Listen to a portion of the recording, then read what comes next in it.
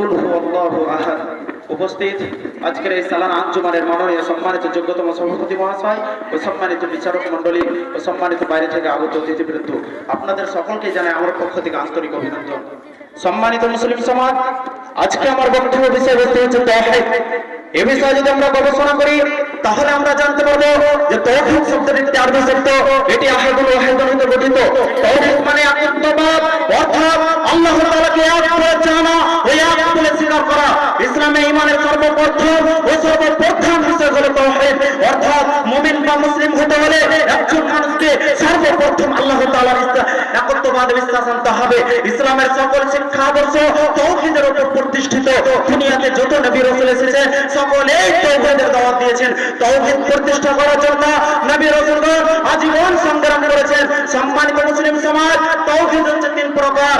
এক, তাওহীদুর রুবুবিয়্যাহ, অর্থাৎ সৃষ্টি করার ও সৃষ্টি জীবের মালিক হওয়ার ও তাদের তাদবীর করার ব্যাপারে আল্লাহ তাআলাকে এক বলে স্বীকার করা।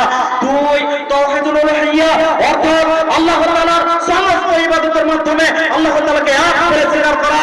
তিন, তাওহীদুল আসমা ওয়া সিফাত, অর্থাৎ আল্লাহ তাআলার নাম ও গুণাগুণের মাধ্যমে আল্লাহ তাআলাকে এক বলে স্বীকার করা। সম্মানিত মুসলিম সমাজ, আল্লাহ তাআলা তিনি এর সাক্ষ্য আল্লাহ রাব্বুল আলামিন তিনি নিজে দিচ্ছেন। সূরা আল ইমরান আয়াত নম্বর 18, শাহিদাল্লাহু আন্নাহু লা ইলাহা ইল্লা হু, আল্লাহ তাআলা তিনি সাক্ষ্য দিচ্ছেন যে তিনি ছাড়া কোনো উপাস্য নেই।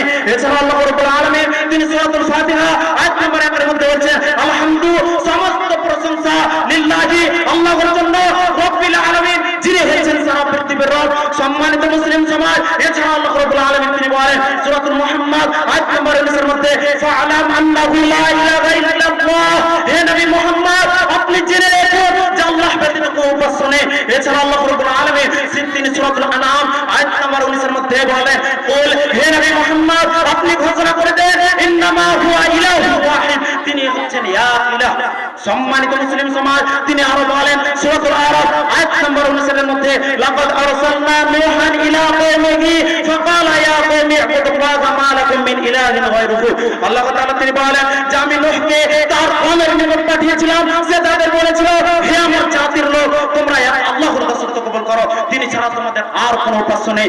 সম্মানিত মুসলিম সমাজ, তিনি আরো বলেন নবী মুহাম্মদ সাল্লাল্লাহু আলাইহি ওয়াসাল্লাম উল্লেখ করে, কুল, হে নবী মুহাম্মদ আপনি ঘোষণা করে দেন, হুয়াল্লাহু আহাদ, তিনি আল্লাহ এক, আল্লাহুস সামাদ, লাম ইয়ালিদ ওয়া লাম ইউলাদ ওয়া লাম ইয়াকুল লাহু কুফুয়ান আহাদ। আল্লাহ সবকিছু থেকে মহাপেক্ষী, সবকিছু তার মহাপেক্ষী, না তার কোনো সন্তান আছে এবং না তিনি কারো সন্তান, তার সমতুল্য কেউ নাই। সম্মানিত মুসলিম সমাজ, এ বিষয়ে আল্লাহ রাসূল সাল্লাল্লাহু আলাইহি ওয়াসাল্লাম তিনি বলেন, আন ইবনে আব্বাস রাদিয়াল্লাহু তাআলা আনহুমা আন্না রাসূলুল্লাহ সাল্লাল্লাহু আলাইহি ওয়াসাল্লাম লাম্মা বাআথা মুআযান ইলা ইয়ামান ক্বালা লাহু ইন্নাকা তা'তি কওমান মিন আহলিল কিতাব ফালিয়াকুন আউওয়ালা মা তাদ'উহুম ইলাইহি শাহাদাতু আল্লা ইলাহা ইল্লাল্লাহ।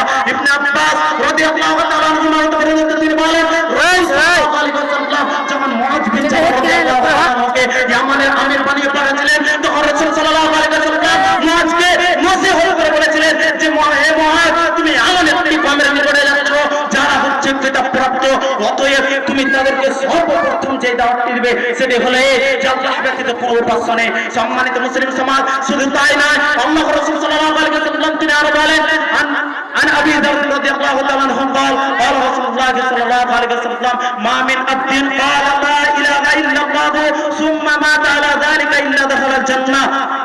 হযরতে আবু জার রাদিয়াল্লাহু তাআলা আনহু তিনি বলেন, রাসূল সাল্লাল্লাহু আলাইহি ওয়াসাল্লাম বলেছেন, কোন ব্যক্তি যদি লা ইলাহা ইল্লাল্লাহ এর ঘোষণা করে এবং এরই উপরে মৃত্যুবরণ করে তবে অবশ্যই সে জান্নাতে প্রবেশ করবে।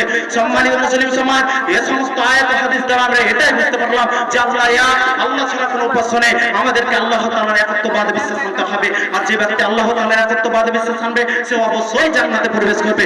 পরিশেষে আল্লাহর কাছে দোয়া করি, হে আল্লাহ তুমি আমাদের সকল মুসলমান ভাইকে তোমার সৃষ্টি করা ও সৃষ্টি জীবের মালিক হওয়া ও তাদের তাদবীর করার ব্যাপারে ও তোমার সমস্ত ইবাদতের মাধ্যমে ও নাম ও গুণাগুলির মাধ্যমে এক বলে স্বীকার করার তৌফিক দান করুন।